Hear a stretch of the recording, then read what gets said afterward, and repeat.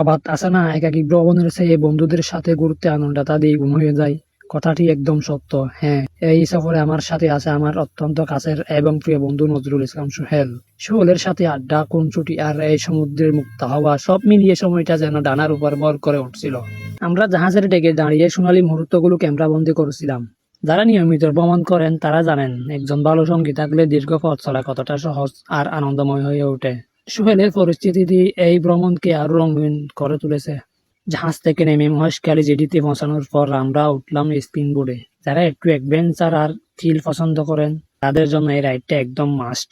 Spin board যখন তীব্র গতিতে ঢেউ ছিঁড়ে এগিয়ে যাচ্ছিল তখন না জল ছিটকে আসছিল আমার চোখে। বাতাসের বেগ আর ঢেউয়ের ধাক্কায় বোটটি যখন লাফিয়ে উঠছিল তখন পেটের ভেতরটা যেন এক অদ্ভুত শিহরণে কেঁপে উঠছিল।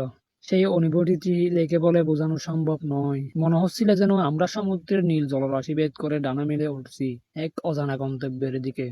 মহেশখালী আসলে